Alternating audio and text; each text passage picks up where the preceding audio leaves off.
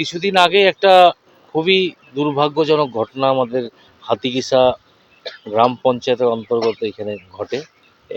একই বাড়ির দুজন এখানে ছিলেন, ভাই ওরা।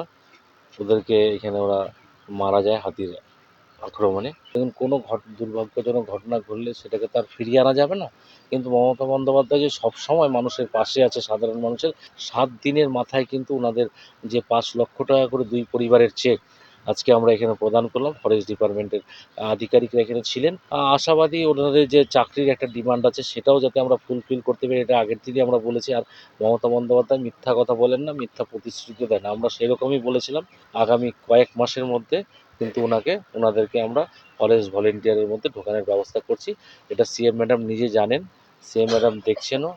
আগামী দিনে আমরা সিএম ম্যাডামকে এই ঘটনাটা জানাবো, যাতে খুব তাড়াতাড়ি যাতে ওনাদের চাকরির ব্যবস্থাটাও করা যায়, সেই ব্যবস্থাটা আমরা দেখছি।